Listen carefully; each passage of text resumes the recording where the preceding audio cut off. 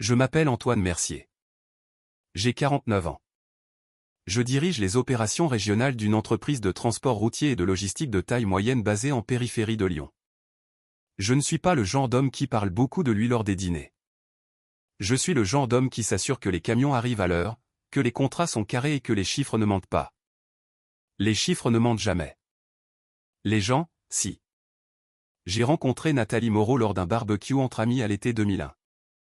Elle portait sa fille de 3 ans, Chloé, sur la hanche, et avait un rire capable de remplir tout un parking.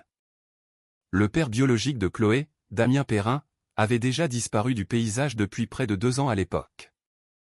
Évanoui comme une traînée de poudre dès que les choses étaient devenues sérieuses. Nathalie ne m'a jamais demandé de prendre la relève.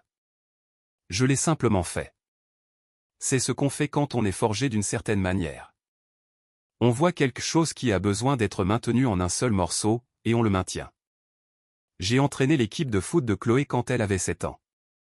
J'ai assisté à chaque spectacle de fin d'année, chaque expo science, chaque crise de panique la veille de ses partiels quand elle est entrée à l'université de Lyon. C'est moi qui l'ai aidé à charger sa voiture pour le déménagement. Quand elle a appelé en pleurs à minuit, 2 ans plus tard, parce qu'un garçon lui avait brisé le cœur, j'ai fait 3 heures de route pour l'emmener manger des crêpes à 2 heures du matin pendant que Nathalie dormait. Au cours des 4 dernières années de notre mariage, j'ai commis une erreur qui m'a coûté bien plus que je ne le comprenais sur le moment. J'ai commencé à désirer quelque chose que je pensais que nous voulions tous les deux, un enfant à nous. J'avais 45 ans, Nathalie en avait 43, et je savais que la fenêtre n'était plus grande ouverte, mais elle n'était pas non plus fermée. J'en ai parlé avec précaution au début, puis plus directement. Elle avait toujours une réponse toute faite. Elle était fatiguée. Son travail était stressant. Peut-être l'année prochaine. Puis elle a suggéré que nous consultions un spécialiste, ce que j'ai pris comme un bon signe. Le médecin, un homme à la voix douce nommé Dr Évrard qui consultait dans une clinique réputée d'Écully, nous a dit qu'une conception serait extrêmement improbable compte tenu du bilan hormonal de Nathalie. Il a utilisé des termes cliniques qui me sont tombés dessus comme des pierres. J'ai conduit pour rentrer à la maison en silence ce soir-là, avec la main de Nathalie sur mon genou, et j'ai cru chaque mot qu'il avait prononcé. Je n'aurais pas dû, mais j'anticipe sur la suite des événements. Le mariage s'est tenu un samedi de fin septembre au domaine de la Feuillée, un château rénové à 40 minutes de Lyon. Chloé épousait Guillaume Delamarre, un ingénieur en génie civil originaire d'Annecy, dont la famille était issue de la vieille bourgeoisie et cultivait des manières discrètes. J'avais payé la location du domaine, le traiteur, les fleurs, le photographe et le repas de répétition. Non pas parce qu'on me l'avait demandé, mais parce que Chloé était ma fille dans tous les sens du terme qui comptait vraiment. Et je voulais que son grand jour soit parfait. Je me tenais près du fond de la salle principale pendant la réception, sirotant un verre d'eau pétillante, regardant Chloé déambuler entre les tables dans sa robe ivoire. Elle rayonnait. Quoi qu'il puisse arriver ensuite dans ma vie, cette image valait de l'or. Puis Nathalie a pris le micro. Elle affichait ce genre de confiance bien particulière que le Chablis donne aux femmes qui ont déjà une trop haute opinion d'elles-mêmes. Elle a fait teinter son verre, a souri à l'assemblée et a commencé à parler de la famille, la vraie famille. Elle a fait un geste vers Damien Perrin, l'homme qui n'avait jamais payé une seule facture de scolarité, qui n'avait jamais assisté à une seule réunion parents-prof, et qui était maintenant assis à une table d'honneur près de la scène, arborant un costume neuf et un sourire d'emprunt. Et bien sûr, a dit Nathalie, se tournant vaguement dans ma direction sans vraiment me regarder. Nous devrions remercier Antoine. Il a toujours été dans les parages. Vous savez comment sont les beaux-pères. Ils font de leur mieux. Des rires polis, le genre de rire qui fait l'effet de papier de verre sur la peau. J'ai posé mon verre sur la table la plus proche, j'ai ajusté ma veste et je suis sorti par la porte latérale sans dire un mot. L'air à l'extérieur était frais et portait l'odeur de l'herbe coupée. Je ne me sentais pas en colère. Pas encore. Je ressentais quelque chose de plus silencieux que ça. Un sentiment d'achèvement, comme un contrat qui venait d'expirer. J'étais à mi-chemin de l'allée principale, me dirigeant vers le parking, quand j'ai entendu des pas derrière moi. Mesuré, délibéré. Monsieur Mercier. Je me suis retourné. Arnaud Delamarre. Le père de Guillaume. La soixantaine, les cheveux argentés, le genre d'homme qui portait un costume comme si c'était une seconde peau. Il s'est approché de moi et a calé son pas sur le mien sans demander la permission. Marchez un peu avec moi, a-t-il dit. Nous avons parcouru une trentaine de mètres supplémentaires avant qu'il ne reprenne la parole, la voix basse et posée. Le mariage est officiellement terminé, a déclaré Arnaud. Je veux que vous le sachiez. Et des gens des deux familles sont déjà en train de vous chercher pour s'excuser. Il a fait une pause. Je vous le demande. S'il vous plaît, ne dites rien pour l'instant. À personne. Laissez-moi jusqu'à demain matin. Je l'ai regardé. Je ne le demande pas pour lui, a-t-il ajouté. Je le demande parce que j'ai vu ce qui vient de se passer là-dedans. Et je pense que vous avez gagné le droit de laisser quelqu'un d'autre faire le sale boulot pour une fois. Je n'ai pas répondu tout de suite, j'ai juste continué à marcher. Puis j'ai dit, vous avez jusqu'à demain matin. Arnaud a hoché la tête une fois, et ce fut le début du grand déballage. Arnaud Delamarre ne marchait pas comme un homme pressé. Il marchait comme un homme qui avait déjà décidé de la tournure qu'allaient prendre les événements et qui laissait simplement au monde le temps de rattraper son retard. Nous avons parcouru la moitié de l'allée en silence avant qu'il ne reprenne la parole. Depuis combien de temps connaissiez-vous Chloé avant ce mariage, a-t-il demandé sans me regarder. Depuis qu'elle a 3 ans, ai-je répondu. Il a hoché la tête lentement, comme si je venais de confirmer une donnée qu'il avait déjà calculée. Et vous avez tout payé. Le domaine, le repas, les fleurs. Ce n'était pas une question. Le moindre centime, ai-je dit. Arnaud a glissé la main dans la poche intérieure de sa veste et en a sorti un petit carnet en cuir. Du vrai papier, pas un téléphone. Il l'a ouvert d'un coup de pouce et a cliqué sur son stylo. Je travaille dans la logistique de fret. Depuis 34 ans. Quand quelque chose ne colle pas sur un bordereau d'expédition, je ne discute pas.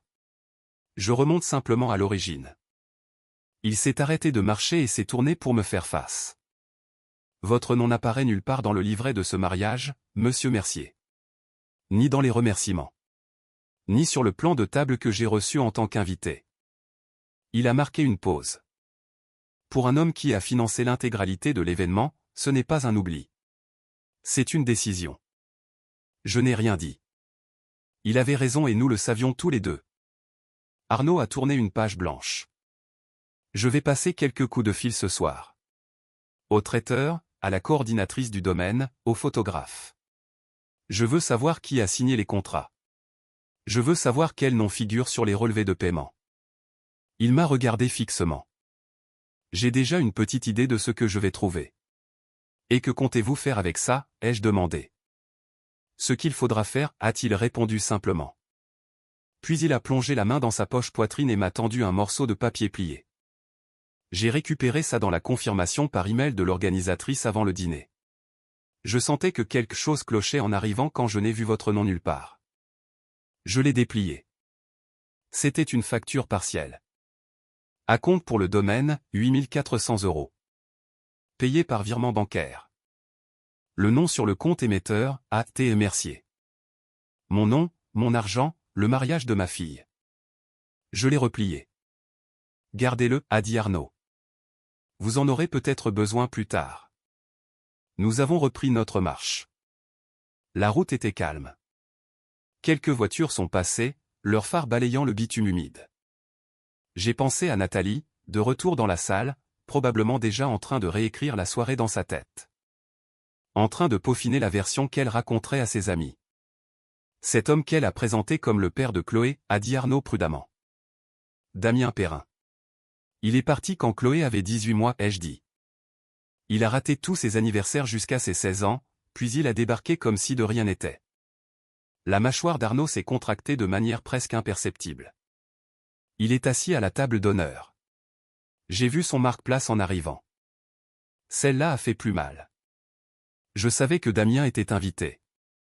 Chloé me l'avait dit elle-même. Elle disait vouloir lui donner une chance. Ce qu'elle ne m'avait pas dit, c'est qu'il serait assis avec la famille pendant que je me tiendrais près du mur du fond comme un porte-manteau. Mon frère a vécu quelque chose de similaire, a raconté Arnaud après un moment. Sa femme l'a éloigné de son fils pendant des années. Elle a réécrit toute l'histoire. Le temps que le garçon découvre la vérité, il avait déjà construit son identité autour de ce mensonge. Il m'a jeté un regard. Je ne laisserai pas ça arriver au mariage de mon fils. Je me suis arrêté et je l'ai regardé. Ce n'est pas votre combat. Non, a-t-il convenu. Mais mon fils est marié à Chloé maintenant, ce qui veut dire que la pourriture qui ronge les fondations de cette histoire finira par l'affecter lui aussi. Il a refermé son carnet. Je préfère la débusquer maintenant plutôt qu'une fois qu'il y aura des petits-enfants au milieu. C'est la première fois que je me suis dit que cet homme ne plaisantait pas. Quand vous appellerez, ai-je dit, je décrocherai. Arnaud a fait un bref signe de tête et a fait demi-tour vers le domaine. Je l'ai regardé s'éloigner, le pas régulier, sans hâte, les mains dans les poches, et pour la première fois depuis que j'étais sorti de cette salle, je n'avais plus l'impression d'être seul dans le noir. J'avais juste l'impression que la paperasse était sur le point de rattraper quelqu'un qui pensait l'avoir passé à la déchiqueteuse. J'ai conduit jusqu'à chez moi ce soir-là et je n'ai allumé aucune lumière. Je me suis juste assis dans la cuisine avec un verre d'eau et la facture pliée qu'Arnaud m'avait donnée. La maison avait une atmosphère différente à minuit.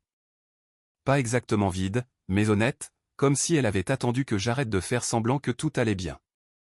Mon téléphone a vibré 2 fois. Nathalie. J'ai laissé sonner jusqu'au répondeur. À 7h14 le lendemain matin, Arnaud a appelé. J'ai la facture du traiteur, le contrat du fleuriste et l'historique des paiements du domaine, a-t-il dit, sans dire bonjour, sans bavardage inutile. Les 3 indiquent le même compte émetteur. Le vôtre? La totalité, ai-je demandé. Chaque ligne de facturation. Le dîner de répétition aussi. Acompte du photographe, 6200 €. Payé il y a 8 mois. Solde du domaine, 14 800 €. Traiteur, 11 500 €. Les fleurs. Et je tiens à vous dire que le prix de ces centres de table était purement indécent, 9 300 €. Il a fait une pause. Le total jusqu'ici s'élève à un peu plus de 47 000 €. Votre nom figure sur chaque virement. J'ai noté les chiffres sur un bloc-notes par habitude. 47 400. Il y a autre chose à ajouter, Arnaud. La liste des invités.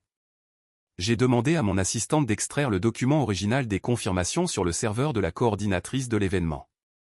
Ils utilisent une plateforme de planification partagée et les droits d'accès étaient plus laxistes qu'ils n'auraient dû l'être. Quelqu'un a modifié la colonne des statuts familiaux officiels 3 semaines avant le mariage. Il a laissé l'information faire son chemin. Votre nom figurait initialement sous la mention père de la mariée, beau-père. Quelqu'un a effacé cette case, puis a ajouté Damien Perrin sous la mention père de la mariée au point. J'ai posé mon stylo. Pouvez-vous voir qui a fait la modification, ai-je demandé. L'historique des modifications indique l'identifiant de la coordinatrice, a répondu Arnaud. Mais la coordinatrice m'a dit ce matin qu'elle avait reçu une instruction écrite de la mère de la mariée pour mettre à jour les désignations familiales. Elle a conservé l'email. Nathalie, évidemment. Encore une chose, a dit Arnaud. J'ai fait une petite recherche sur les antécédents de Benoît Sorel. L'avocat qui figure comme représentant légal de Nathalie sur certains documents relatifs à la SCI familiale et à l'assurance vie que j'ai trouvé dans vos dossiers financiers communs. Maître Sorel n'est pas spécialisé en droit de la famille. Il est spécialisé en droit du patrimoine et en optimisation fiscale. Nouvelle pause. Et lui et Nathalie ont été photographiés ensemble lors de 3 galas de charité au cours des 18 derniers mois. Toujours inscrits comme invités par la même organisation. J'ai encaissé ça en silence. Antoine, a repris Arnaud, tout ceci n'était pas spontané. Le discours, le plan de table, les modifications du programme, Perrin à la table d'honneur. Quelqu'un a planifié tout ça très soigneusement, probablement sur plusieurs mois. Je sais, ai-je dit. Avez-vous un avocat personnel? Oui. Appelez-le aujourd'hui, a dit Arnaud. Avant de parler à Nathalie, avant de parler à Chloé, avant de parler à qui que ce soit. Je l'ai remercié et j'ai raccroché. Puis je suis resté assis là encore quelques minutes à regarder les chiffres sur le bloc-notes. 47 400 €. 22 ans. Et une case vide là où mon nom aurait dû se trouver. J'ai pris mon téléphone et j'ai appelé mon avocat, Maître François Leduc. Il a décroché à la 2e sonnerie, m'a écouté pendant 4 minutes sans m'interrompre, puis a prononcé les mots que j'avais besoin d'entendre. Ne touchez à aucun compte. Venez me voir aujourd'hui. J'étais dans son cabinet à 10 heures. Maître Leduc était mon avocat depuis 11 ans. Il avait 61 ans, la carrure d'un ancien rugbyman est le genre de visage qui rendait les avocats de la partie adverse nerveux avant même qu'ils n'ouvrent la bouche. Il a étalé les documents d'Arnaud sur sa table de conférence et les a étudiés de la même façon que je l'avais vu étudier des centaines de contrats auparavant, méthodiquement, silencieusement, comme un homme en train de désamorcer une bombe. Le montage financier, a-t-il fini par dire en levant les yeux. Expliquez-moi. J'ai détaillé la SCI familiale et la donation partage que Nathalie et moi avions mise en place 9 ans plus tôt, un véhicule juridique commun qui incluait une participation au logement, des provisions pour la pension de Chloé, et une assurance vie différée pour ses études. À l'époque, cela semblait être une planification responsable. Aujourd'hui, ça ressemblait à une porte que j'avais accidentellement laissée grande ouverte. Nathalie a une sœur, ai-je dit. Laurence Moreau. Elle est notaire à Villeurbanne. François a haussé un sourcil. Il y a 2 ans, Nathalie a mentionné qu'elle avait fait mettre à jour certains documents notariés pour des raisons fiscales, ai-je poursuivi. J'ai signé ce qu'elle m'a mis sous les yeux. Je lui faisais confiance. J'ai fait une pause. Je pense que Laurence a authentifié des modifications que je n'ai jamais correctement relues. Des modifications qui ont peut-être altéré les clauses bénéficiaires. François s'est adossé à son fauteuil. C'est un énorme problème pour elle. Si un notaire a authentifié des actes sans vérifier de manière indépendante que le signataire en comprenait la teneur, c'est une faute professionnelle grave, potentiellement un faux en écriture publique. Il a pris une note. Je vais demander une ordonnance pour obtenir l'historique des actes. J'ai hoché la tête. Puis je lui ai parlé de l'avocat de Nathalie, Benoît Sorel. L'expression de François n'a pas changé, mais son stylo s'est arrêté de bouger. Il semblerait que Sorel gère son patrimoine, et ils entretiennent une relation personnelle. Arnaud Delamarre en est convaincu. 3 apparitions publiques documentées ensemble. François a posé son stylo. Si un avocat a conseillé Nathalie sur des modifications de patrimoine tout en entretenant une relation intime avec elle, c'est un conflit d'intérêts majeur devant le barreau. Tout ce qu'il a touché en son nom est potentiellement frappé de nullité. Il a croisé les mains. Antoine, je veux que vous rentriez chez vous aujourd'hui et que vous fouilliez scrupuleusement la maison. Les classeurs, l'armoire à pharmacie, tous les endroits où Nathalie rangeait des affaires personnelles. Ne déplacez rien. Regardez simplement et prenez en photo tout ce que vous trouvez. Je suis rentré chez moi à midi. J'ai commencé par le bureau. 3 meubles à tiroirs, tous classés avec l'écriture de Nathalie. La plupart des documents étaient banals. Puis je suis passé à la salle de bain principale. Derrière le faux fond du placard sous le lavabo, un espace que j'avais construit moi-même lors de nos travaux de rénovation 8 ans plus tôt en pensant que ce serait une bonne cachette pour des objets de valeur, j'ai trouvé une petite boîte en carton. À l'intérieur, 8 plaquettes de pilules contraceptives fortement dosées. Sur le dos en aluminium de chaque plaquette, des dates étaient inscrites au marqueur. La plus ancienne remontait à 3 ans. La plus récente datait de 4 mois avant le mariage. Je suis resté debout dans cette salle de bain pendant un long moment, la boîte à la main. Nous avions passé 2 ans et demi à essayer d'avoir un enfant.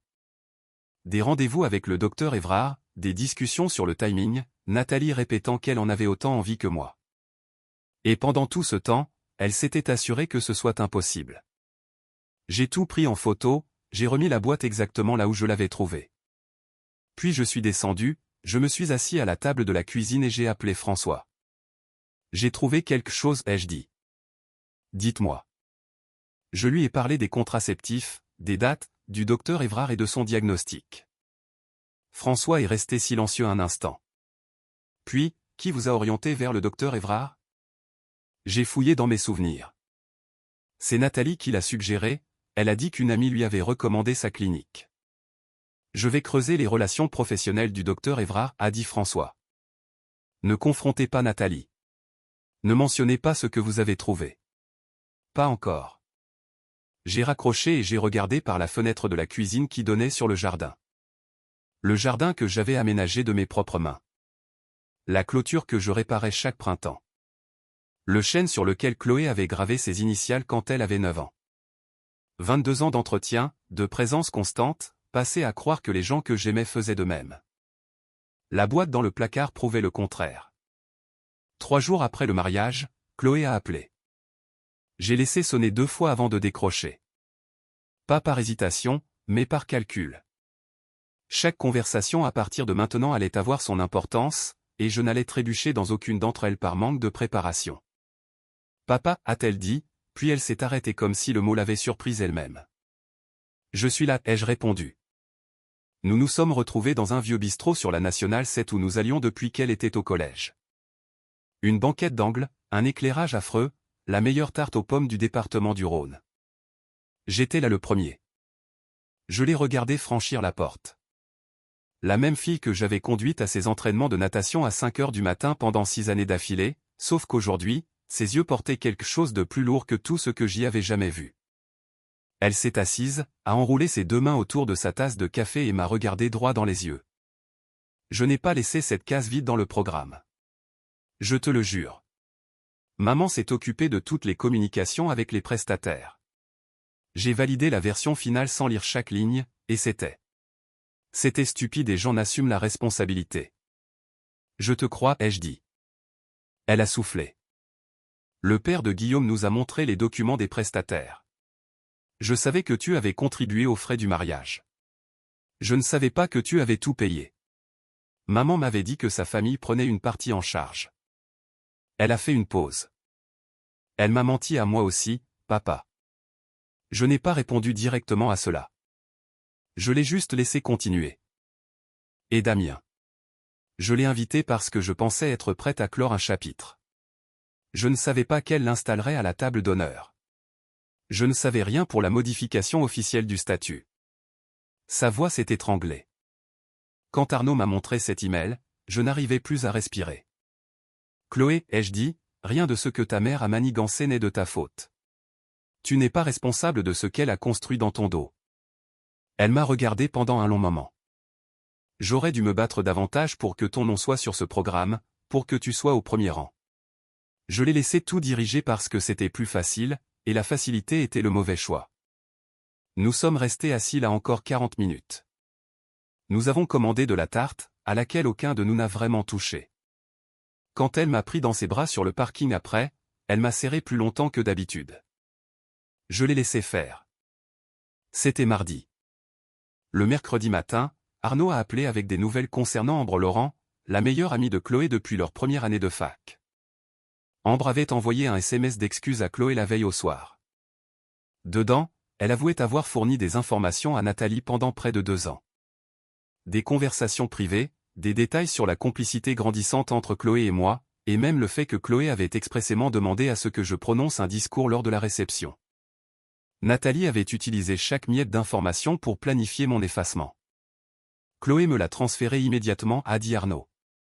Elle est furieuse et sa colère est dirigée dans la bonne direction. J'ai transmis le message à Maître Leduc l'après-midi même.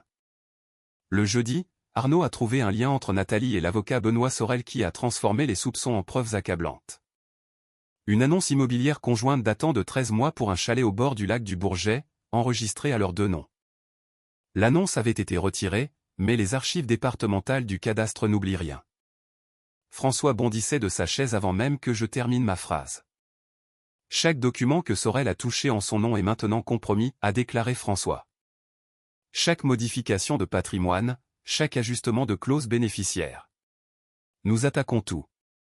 Je dépose une requête pour faire geler la SCI et l'assurance vie dès aujourd'hui, et je saisis le Conseil de l'ordre des avocats concernant le comportement de Sorel. Je lui ai donné le feu vert. L'après-midi même, j'ai conduit jusqu'à l'appartement de Nathalie. Elle m'a ouvert en peignoir, un café à la main, son expression passant de la surprise au calcul plus vite qu'elle ne l'aurait sans doute voulu. Je me suis assis en face d'elle et j'ai gardé un ton parfaitement neutre. Je ne le dirai qu'une fois. Je sais pour Benoît Sorel. Je sais pour ta sœur Laurence et les actes notariés frauduleux. Je sais pour les modifications de la liste des invités. Et je sais pour le docteur Évrard. Quelque chose dans son regard s'est figé instantanément. Les comptes et la SCI sont déjà gelés, ai-je continué. Mon avocat a déposé la requête ce matin. Et je sais pour les ordonnances, Nathalie. Celle de la pharmacie en ligne. Celle avec les dates écrites au dos de l'aluminium. L'équivalent de 2 ans et demi de pilule. La stupeur a cédé la place à une dureté soudaine. Ce sont des dossiers médicaux confidentiels. Ce sont des preuves de tromperie délibérée dans le cadre d'un mariage, ai-je rétorqué. François s'en chargera à partir de maintenant. Je me suis levé et j'ai réajusté ma veste. Je ne suis pas venu ici pour me disputer. Je suis venu ici parce que tu as passé 22 ans à me laisser croire que je construisais quelque chose de réel. Tu me dois au moins la satisfaction de savoir que tu as entendu ce que je viens de te dire. Je suis sorti sans me retourner. Arnaud m'a appelé le samedi matin pour m'informer qu'il avait organisé un rassemblement privé, un petit brunch dans l'une des salles du domaine de la Feuillée, réservé aux membres de la famille et aux proches qui étaient présents au mariage. Nathalie l'avait organisé dans le but, je le soupçonnais, de commencer à contrôler le récit des événements. Arnaud avait accepté l'invitation avec un objectif tout autre en tête. « Venez, m'a-t-il dit. Vous n'aurez pas besoin de parler. Soyez juste présents dans la pièce. » Une trentaine de personnes étaient attablées quand je suis arrivé. Nathalie siégeait à l'autre bout de la table, apprêtée avec soin, jouant la carte de la sérénité. Damien Perrin était assis à 2 chaises d'elle. Chloé et Guillaume se trouvaient vers le centre. Guillaume avait l'air d'un homme qui avait passé la semaine à tout recalculer silencieusement. Arnaud s'est levé sans cérémonie. Le silence s'est fait instantanément dans la pièce. Le genre d'autorité qui ne nécessite pas d'élever la voix. Je souhaite aborder ce qui s'est passé lors de ce mariage, a-t-il commencé, car j'estime que les personnes réunies dans cette pièce méritent des informations exactes. Il a ouvert son dossier et a posé les documents sur la table, un par un. Le mariage de samedi dernier a été financé par une seule et même personne, a poursuivi Arnaud. Domaine, 14 800 €. Traiteur, 11 500. Photographie, 6 200. Fleurs, 9 300. Dîner de répétition, 5 600. Faire-part et impression, 2000. Un total de plus de 47 000 €. Il a balayé l'assemblée du regard. Chaque paiement provenait d'un seul compte bancaire. Celui d'Antoine Mercier. La salle a plongé dans ce genre de silence absolu qui survient lorsqu'une vérité irrévocable vient de s'abattre. C'est ce même homme, a continué Arnaud, dont le nom n'est pas apparu sur le livret de messe, qui a été décrit lors du toast comme quelqu'un qui, je cite, a fait de son mieux. Et qui a dû regarder un homme absent pendant la majeure partie de l'enfance de Chloé être présenté comme son père devant la famille et les invités. Il a posé la copie de l'email au centre de la table. La désignation officielle sur la liste des invités a été modifiée 4 semaines avant ce mariage. Le statut d'Antoine Mercier est passé de père de la mariée, beau-père à une case vide. La modification a été effectuée depuis une adresse email appartenant à la mère de la mariée. La chaise de Nathalie a raclé le sol. Arnaud, ce n'est pas le lieu. C'est très exactement le lieu, a répondu Arnaud. Pas méchamment, juste de manière implacable. Chloé s'est levée avant que le silence ne puisse s'installer et laisser à Nathalie l'opportunité de s'engouffrer dans la brèche. Tout ce que vient de dire Arnaud est rigoureusement exact, a déclaré Chloé d'une voix ferme. Et je dois à mon père quelque chose que j'aurais dû lui donner publiquement samedi dernier. Elle m'a regardé. Antoine Mercier m'a élevé. Il a été là à chaque entraînement, chaque crise, chaque mardi ordinaire que personne ne prend en photo mais dont tout le monde a besoin. Il a payé ce mariage parce qu'il est ce genre d'homme. J'ai laissé ma mère gérer cet événement d'une façon qu'il a effacée. Et je ne ferai pas semblant de croire que c'était acceptable. Elle n'a pas regardé Nathalie en prononçant ces mots. Elle m'a regardé. Je lui ai adressé un petit signe de tête. C'était suffisant entre nous. Nathalie s'est levée, a bredouillé quelque chose sur le fait d'avoir besoin d'air, et est sortie par la porte latérale. Damien Perrin a attendu environ 1 minute, puis l'a suivi discrètement. Aucun des deux n'est revenu. Arnaud a rassemblé ses documents avec l'efficacité d'un homme qui clôture une réunion de direction. Guillaume a tendu le bras au-dessus de la table et a serré la main de son père d'une poigne ferme. Plus tard, Arnaud et moi étions debout sur le parking. L'air d'octobre était froid et franc. « Vous n'étiez pas obligé de faire ça, ai-je dit. »« Je sais, » a répondu Arnaud. « C'est exactement pour ça que je l'ai fait. » Il m'a tendu la main. Je l'ai serré. Puis il a démarré et je suis resté seul dans le parking silencieux, pensant à ces 47 000 €, à ses 22 ans, et à cette sensation étrange et pure d'être enfin du bon côté d'un registre de compte honnête. Le gel des avoirs a été prononcé un lundi. Maître Leduc avait déposé la requête le vendredi après-midi, et dès le lundi matin, le juge avait accordé une suspension temporaire dans l'attente d'un audit complet. Ce même jour, l'Ordre des avocats du barreau de Lyon recevait une plainte disciplinaire formelle concernant le comportement de Benoît Sorel en tant que conseiller juridique alors qu'il entretenait une relation intime avec sa cliente.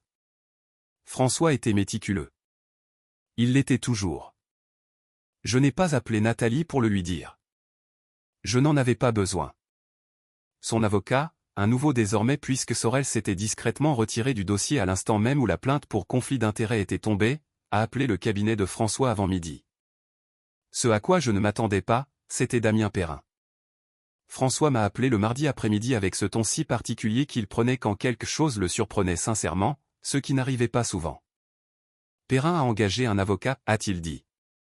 Il dépose une requête en tant que parent biologique de Chloé, revendiquant un droit de regard sur les distributions de l'assurance vie liée à ses études et à sa pension.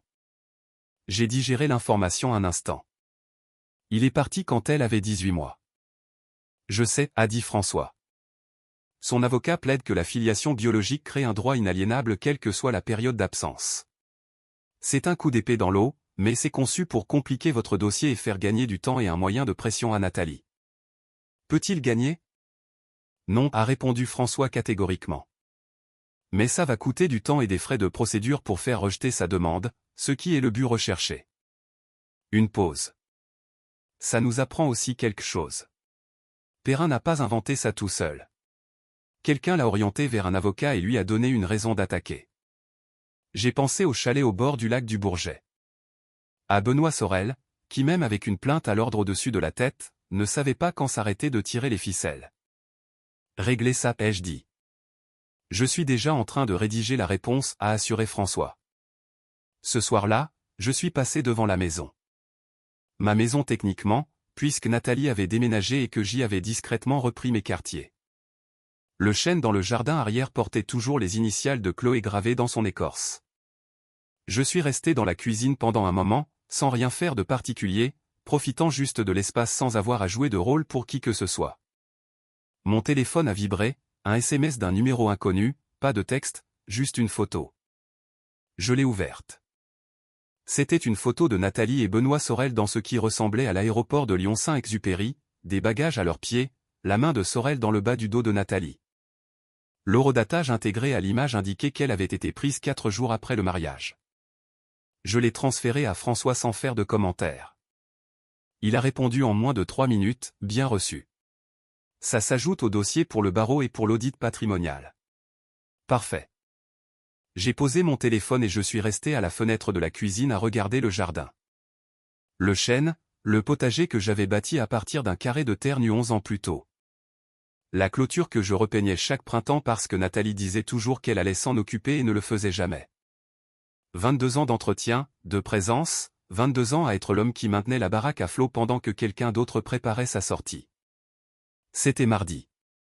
Le jeudi, François a eu la confirmation par un confrère que Laurence Moreau, la tante de Chloé et notaire à Villeurbanne, avait reçu une notification d'enquête formelle de la Chambre des notaires. 3 actes qu'elle avait authentifiés sur une période de 2 ans étaient sous le coup d'une investigation pour irrégularité procédurale. Spécifiquement, l'absence de vérification indépendante du consentement éclairé des parties signataires. François était convaincu qu'au moins 2 de ces documents contenaient des modifications de clauses bénéficiaires falsifiées sans mon accord réel. Laurence a engagé son propre avocat dès le vendredi. Le groupe de discussion WhatsApp de la famille Moreau, selon Chloé qui partageait désormais avec moi des informations que je ne lui avais pas demandées mais que j'étais reconnaissant de recevoir, était devenu complètement silencieux à l'instant même où l'enquête avait fuité. Le samedi matin, François m'a appelé pour me faire un point sur le docteur Évrard. L'ordre des médecins avait ouvert une enquête officielle. Une plainte antérieure datant de 2 ans, déposée par une autre patiente pour un schéma similaire, dormait dans les tiroirs. Combiné aux documents que François avait fournis, incluant l'historique de la pharmacie pour les prescriptions de pilules contraceptives de Nathalie et la chronologie de ses rendez-vous avec Évrard, la commission avait maintenant suffisamment d'éléments pour sévir. L'avocat d'Évrard nous a contactés ce matin, a indiqué François. Il demande un accord de coopération. Ce qui veut dire qu'il va parler, ai-je déduit. Ce qui veut dire qu'il a calculé que parler lui coûterait moins cher que de se taire, a corrigé François. Dans tous les cas, les choses bougent. Je l'ai remercié et j'ai raccroché. Puis j'ai fait quelque chose que je n'avais pas fait depuis des semaines. Je suis parti faire un long tour en voiture.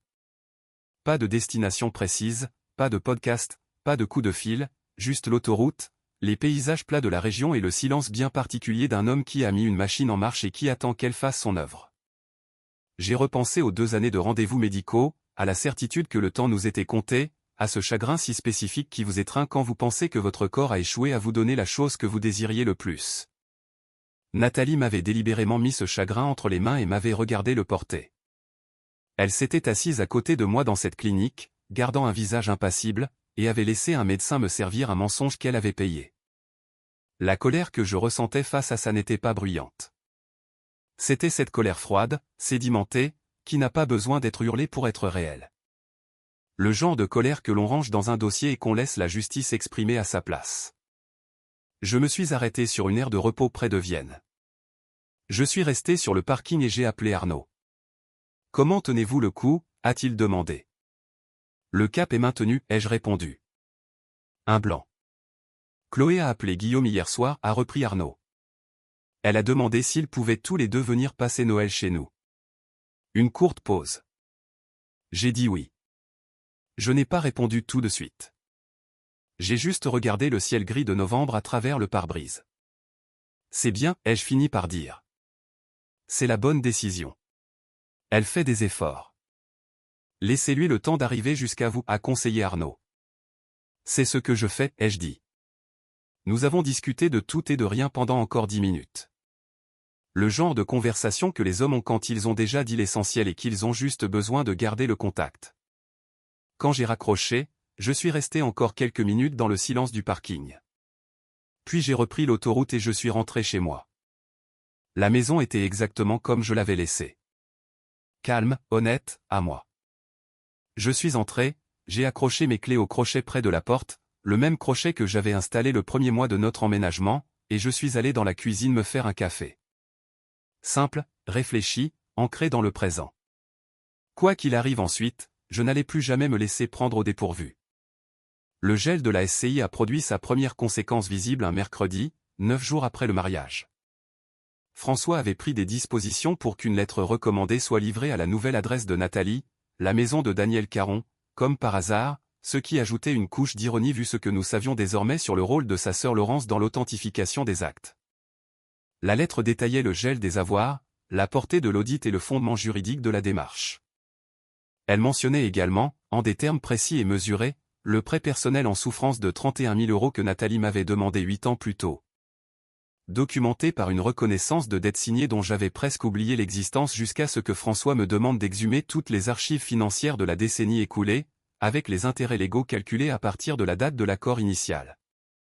Le solde actuel s'élevait à 44 200 €. François avait joint une mise en demeure de payer à la lettre de gel des avoirs. Poli, formel, et absolument inflexible. Nathalie m'a appelé à 7h45 ce matin-là, ce qui prouvait qu'elle était réveillée depuis des heures. Sa voix trahissait cette tension particulière de quelqu'un qui a répété une conversation et qui sait déjà qu'elle ne va pas se dérouler comme prévu. C'est excessif, Antoine, a-t-elle lâché. Ce prêt était informel. Nous étions mariés. Nous avions une reconnaissance de dette signée, ai-je rectifié. Ce n'est pas informel. C'est un contrat. Je veux qu'on en parle en personne. Parlant à François, ai-je répondu. C'est pour ça que je le paie. Elle a changé de tactique. Le blocage de la SCI pénalise Chloé. Le blocage de la SCI protège des actifs qui ont été restructurés sans mon consentement éclairé, ai-je asséné. Si la pension de Chloé est perturbée, c'est une conséquence directe des décisions que toi et ton avocat avez prises. François peut discuter d'une dérogation pour les besoins courants de Chloé. Appelle son cabinet. Silence au bout du fil. Tu as changé. J'ai obtenu des informations exactes, ai-je dit. Les gens ont tendance à changer quand ça arrive. J'ai mis fin à l'appel et j'ai posé le téléphone sur le plan de travail, je me suis servi mon café et je suis resté à la fenêtre à regarder le jardin. Dans l'après-midi, François avait 2 nouvelles mises à jour.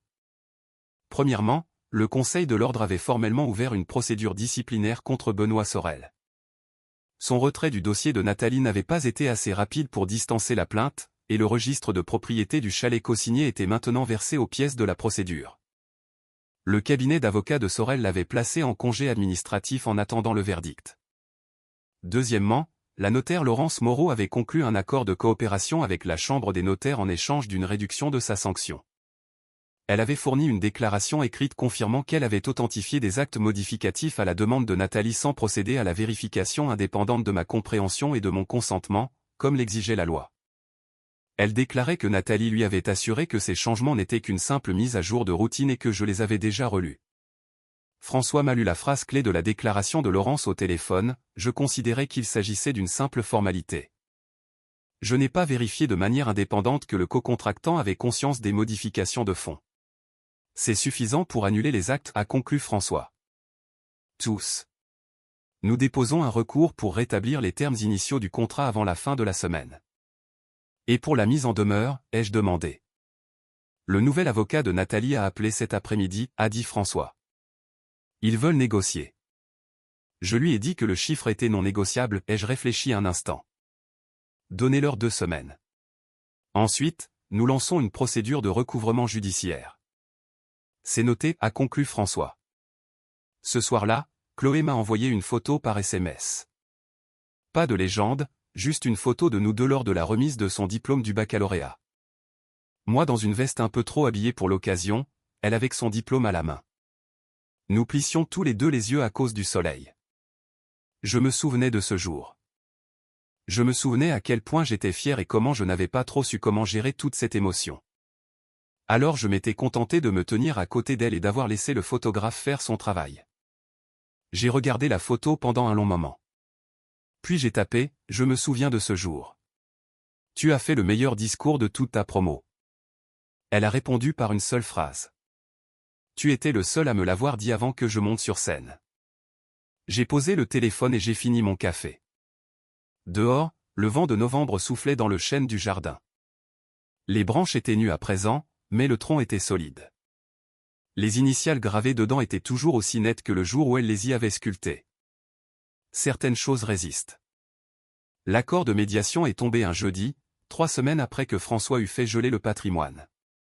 Le nouvel avocat de Nathalie avait négocié jusqu'à la dernière minute, mais à la fin, les calculs étaient incontestables. Les statuts d'origine ont été intégralement rétablis. Chaque modification que Laurence avait authentifiée a été frappée de nullité. Les clauses bénéficiaires sont redevenues ce qu'elles étaient 9 ans plus tôt, avant que Benoît Sorel ne pose un doigt sur ces documents. Le remboursement du prêt a été structuré sous la forme d'un versement unique exigible sous 60 jours, pour un montant de 44 200 €. L'avocat de Nathalie avait tenté de négocier un échelonnement. François avait refusé. La procédure disciplinaire de Benoît Sorel a suivi son cours indépendamment de l'accord financier. Le barreau ne stoppait pas ses enquêtes pour des accords privés entre deux parties. Sorel faisait face à une commission de discipline prévue pour le mois de janvier. Son cabinet avait déjà annoncé qu'il passait à un rôle consultatif, ce qui, dans le jargon des cabinets d'avocats, signifiait qu'il était discrètement éloigné de tout contact avec la clientèle pendant que l'institution protégeait ses arrières. Laurence Moreau a écopé d'une suspension d'exercice de 6 mois et d'un blâme officiel. Son nom figurait dans les registres publics de la Chambre des notaires du Rhône pendant 5 ans. Le docteur Évrard avait conclu un accord de pleine coopération avec l'Ordre des médecins en échange d'une suspension volontaire de sa licence en attendant l'audit de conformité. Il avait fourni un compte-rendu écrit détaillé de la combine, incluant le nom du contact qui avait orienté Nathalie vers sa clinique, la terminologie exacte qu'on lui avait demandé d'utiliser dans son diagnostic, et les frais de consultation et qu'il avait perçus de la part de la clinique de fertilité partenaire. Le Conseil poursuivait désormais une enquête séparée sur les pratiques de référencement de cette clinique.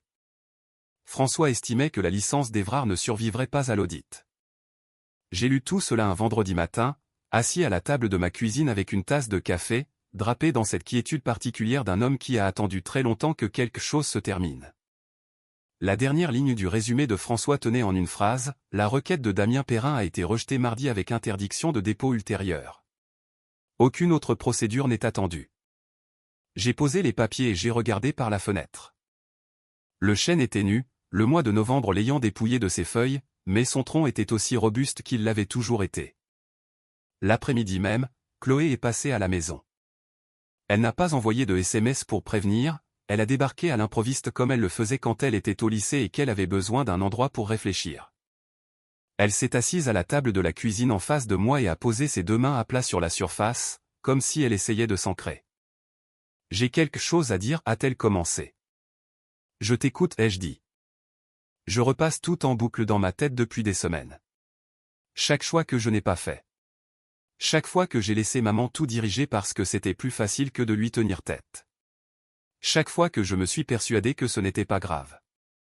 Elle m'a regardé droit dans les yeux. Je ne veux plus de ce qui est facile. Je veux ce qui est honnête. Elle a fait une pause. Je suis désolé, papa. Pour ce qui s'est passé à ce mariage, pour le programme, pour le plan de table, pour tout ça. Tu méritais mieux de ma part. J'ai regardé ma fille pendant un long moment. 22 ans passés à être là pour quelqu'un, et ils finissent par être là pour vous en retour. Pas parfaitement. Pas exactement selon le calendrier qu'on aurait espéré, mais ils sont là. Tu es là maintenant, ai-je dit. C'est tout ce qui compte. Elle a hoché la tête. Puis elle a tendu le bras par-dessus la table et a posé sa main sur la mienne juste un instant avant de la retirer. Nous n'avions pas besoin d'en faire tout un drame. Après son départ, je suis allé dans le bureau et j'ai ouvert le tiroir du bas du classeur, celui que j'avais nettoyé et réorganisé après que Nathalie ait déménagé ses affaires. J'ai sorti une petite enveloppe que j'y avais glissée 2 semaines plus tôt. À l'intérieur se trouvait un mot plié. Je l'avais écrit la nuit où j'avais trouvé les contraceptifs dans le placard de la salle de bain. Pas pour qu'on le lise, juste pour mettre des mots sur cette chose afin qu'elle arrête de tourner en boucle dans ma tête. Je l'ai lu une fois, puis je l'ai passé à la déchiqueteuse et je l'ai regardé disparaître. Terminé. 8 mois après le mariage, l'Antoine Mercier qui se tenait dans son jardin par un chaud matin de juin ressemblait à s'y méprendre à celui qui était sorti du domaine de la Feuillée en septembre. Même carrure, même posture, même habitude de boire son café debout près de la fenêtre de la cuisine. Mais quelque chose à l'intérieur s'était apaisé, quelque chose qui ne l'avait jamais été auparavant. Ce genre de paix qui ne vient pas quand les choses se passent bien, mais quand on sait enfin exactement où l'on se tient. Le patrimoine familial avait été totalement rétabli selon ses termes initiaux. Le prêt avait été remboursé en intégralité début décembre. Un virement bancaire arrivait sans un mot, sans une excuse, juste le chiffre exact que François avait exigé. Nathalie avait déménagé dans un appartement à Bron. Nous ne nous étions pas reparlé depuis le matin où j'étais sorti de chez elle. L'audience disciplinaire de Benoît Sorel avait abouti à une suspension d'exercice de 2 ans et à une condamnation officielle pour faute professionnelle de la part du barreau.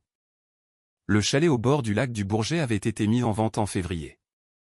Le docteur Évrard avait volontairement rendu sa licence médicale en janvier, 2 jours avant que le conseil ne rende sa décision. La clinique de fertilité partenaire avait réglé un litige civil séparé à l'amiable et avait changé de propriétaire. Laurence Moreau avait purgé sa période de suspension et repris une activité notariale restreinte. Elle ne m'avait pas contacté. Je ne m'y attendais d'ailleurs pas. Damien Perrin avait disparu aussi discrètement qu'il était apparu. Aucune nouvelle procédure judiciaire, aucun contact avec Chloé à ma connaissance. Pas de second acte à sa brève réapparition. Certaines personnes ne se pointent que pour la photo et filent dès que la lumière s'allume. Chloé et Guillaume vivaient à Annecy. Ils sont venus à Lyon pour le week-end prolongé de la Pentecôte et ont passé la majeure partie du samedi après-midi dans le jardin. Guillaume faisait quelque chose d'utile dans les plates-bandes du potager pendant que Chloé, assise sur les marches de la terrasse, me parlait de tout et de rien, son travail, un voyage qu'il prévoyait de faire. Le chien d'un voisin qui avait développé une rancune inexpliquée contre leur boîte aux lettres. Des choses banales, le genre de conversation qui ne se produit que lorsque le poids des épreuves s'est suffisamment allégé pour laisser la vie ordinaire reprendre ses droits. Arnaud m'a appelé un dimanche de mai, ce qui était assez inhabituel pour que je décroche avant la 2e sonnerie.